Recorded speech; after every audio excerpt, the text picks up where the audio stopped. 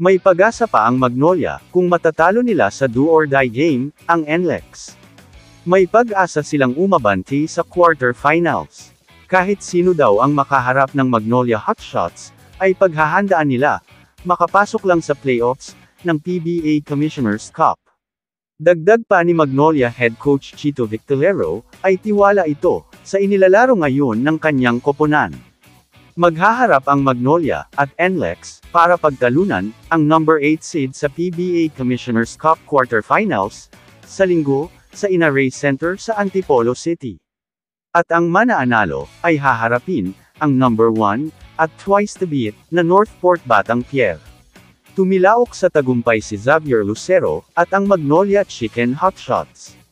Sa kanilang bakbakan kontra Meralco, giving themselves a chance, to make the PBA Season Commissioner's Cup playoffs. Ayaw naman ng rain or shine, na dumaan at magsayang pa ng enerhiya, sa isang do-or-die game.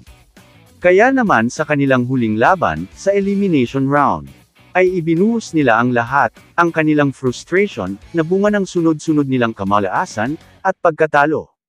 Para talunin, ang malakas na kopnan, ng TNT Tropang Giga. Biglang uminit ang opensa ng Rain or Shine Elasto Painters, with their 13-1 run, to get a huge lead against TNT Tropang Giga.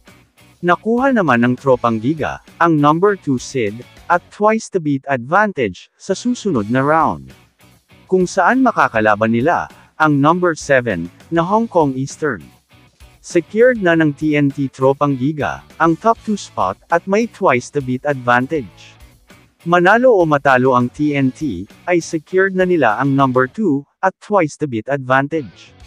Pero kung nanalo ang TNT, laban sa Rain or Shine, ang makakaharap ng TNT, ay ang NLEX Road Warriors. At dadaan pa sa knockout game, ang Rain or Shine. Kaya pinilit talaga, ng mga bata ni Yeng Giao, na makuha ang panalo, para sa best of 3 series. Tinapos ng TNT Tropang Giga, ang elimination round bilang second seed, at sasagupain ng Eastern, sa quarterfinals na may twice to beat advantage. Kung saan nangangamba, ang fans ng TNT na baka ma-upset ng Eastern, ang Tropang Giga. Kaya kabang-abang, ang tapatan ng TNT Tropang Giga, at dayuhang team, na Hong Kong Easters. Kamusta mga idol? Sports Zone PH.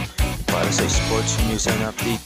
Kung bago ka pa lamang dito sa channel ko, pindutin mo na ang subscribe button at notification bell para lagi kang update sa mga sports news.